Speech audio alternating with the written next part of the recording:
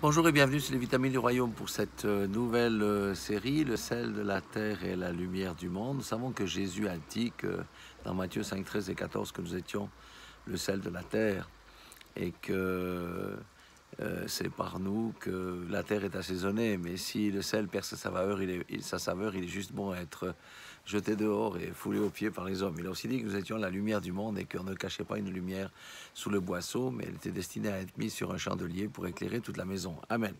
Alors, qu'est-ce que ça veut dire tout ça? Saler qui? Saler pourquoi? Éclairer qui? Éclairer pourquoi? Donc ça, ce sont des questions vraiment très très importantes et nous devons bien comprendre les réponses. Pourquoi? Parce qu'elles s'insèrent parfaitement dans la grande commission d'aller faire des disciples dans le monde entier. C'est ce que nous allons voir au travers de ces 3 ou 4 vidéos vitaminées. La première s'intitule « La foule qui cherche ». Et sans plus tarder, je lirai la parole dans Marc 6, 34 qui dit ceci. « Quand il sortit de la barque, Jésus vit une grande foule et fut ému de compassion pour eux, parce qu'ils étaient comme des brebis sans berger, comme des brebis qui n'ont point de berger. Et il se mit à leur enseigner beaucoup de choses. » Alors, veuillez noter une première chose, c'est que c'est la foule qui était venue à Jésus. Et elle avait suivi Jésus, pourquoi? Pour obtenir quelque chose. Cette grande foule avait des besoins, de profonds besoins, et Jésus en avait été ému. Elle était fatiguée, chargée, mais elle suivait cet homme parce que elles avaient entendu parler, la foule avait entendu parler des grands témoignages, etc.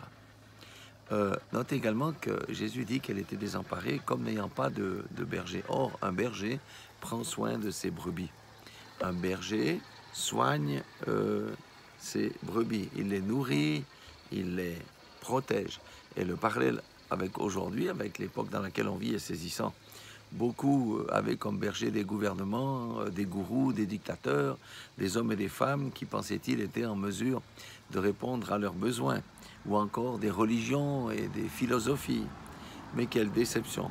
Au lieu des soins, les coups, au lieu de la nourriture, la déception, au lieu de la protection, le rejet, au lieu de la paix, la guerre, l'instabilité, la peur. Et vous voyez, les brebis sont des animaux qui ne savent pas se défendre. Et qu'a fait Jésus? Il les a enseignés.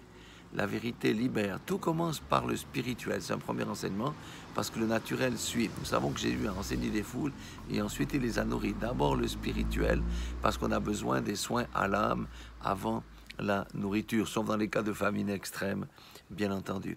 Et Jésus, dans ce cas-là, qu'est-ce qu'il a fait? Il les a éclairés. Et puis nous, la question qui se pose, est-ce que, à titre personnel, est-ce qu'on est encore capable d'avoir compassion de notre prochain pour agir comme Jésus? Est-ce qu'on a encore cette compassion-là? C'est une bonne question qu'on doit nous poser. Je lirai encore un deuxième verset dans cette première vidéo, c'est Luc 10, 1.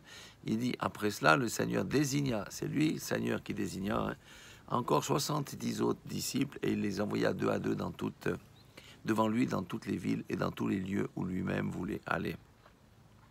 Donc pourquoi Jésus a fait ça? Bon, parce que les foules étaient nombreuses, les besoins étaient énormes, Jésus ne pouvait pas tout faire lui-même. Il ne pouvait pas rendre ministère tout seul, guérir les malades, chasser les démons, consoler les affligés, ressusciter les morts, et ainsi de suite. Il pouvait être la lumière par les enseignements par certains, et le sel, la délivrance et la guérison pour d'autres, mais il était limité physiquement et géographiquement dans son action. C'est pourquoi il a formé des disciples, et ce sont les disciples qu'il a formés, qu'il a envoyés dans le champ de la moisson. Amen. Et Jésus, nous savons, est le même hier, aujourd'hui, éternellement. Et s'il nous a libérés, il nous a graciés et il nous a sauvés. Pourquoi? Pour que nous ne restions à rien faire entre 4 murs? Non, pas du tout. Jésus n'a jamais dit d'aller faire des religieux enfermés le dimanche dans les 4 murs de l'église. Non, il a dit d'aller faire des disciples capables d'éclairer les brebis et de les guérir prophétiquement. Il nous demande quoi? Il demande à ses disciples de préparer le chemin où lui devait aller. Dans notre temps, c'est quoi? Jean-Baptiste a été le précurseur de la première venue de Christ, et nous, les disciples, nous sommes les précurseurs de sa seconde venue sur la terre. C'est ça que Dieu est en train de faire, Jésus est en train de faire, le Saint-Esprit est en train de faire.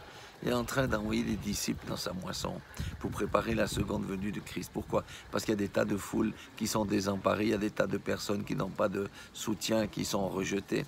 Il y a tout ça. Et vous voyez, Dans Luc 10, 2, Jésus dit que la moisson est grande, mais il y a peu d'ouvriers. Priez donc le maître de la moisson d'envoyer des ouvriers dans sa moisson. Qu'est-ce que la moisson? Ce sont ces grandes foules, ces masses de personnes qui n'ont point de berger, qui ont d'énormes besoins en matière de guérison, de consolation, de délivrance, de restauration. Voilà le contexte dans lequel les disciples devaient évoluer, et voilà le contexte exactement le même dans lequel nous nous trouvons aujourd'hui. Jésus avait dit, il est avantageux pour vous que je m'en aille. Pourquoi? Et vous ferez des œuvres plus grandes que moi. Pourquoi? Parce que Jésus était limité géographiquement et physiquement. Tandis qu'avec des disciples dans le monde entier, il n'y a plus de limitation à la proclamation de l'évangile et au ministère. Amen. Si le sel reste dans un bocal, le repas aura-t-il du goût? Vous savez qu'en Suisse, l'hiver, on sale les routes parce qu'il y a la croûte de gel.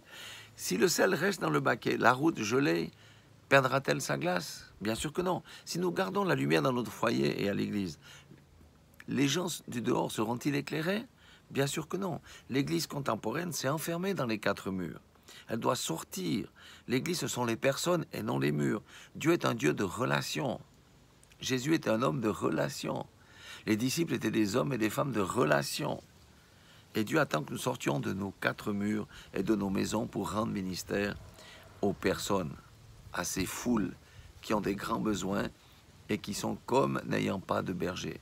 C'est la mission qui avait été donnée aux disciples et c'est la même que nous avons aujourd'hui. Voilà pour cette première introduction. Nous sommes le sel de la terre et la lumière du monde. On commence déjà à comprendre que nous avons une mission à accomplir avec nos dons et nos talents. Voilà, soyez tous bénis dans le nom puissant de Jésus-Christ.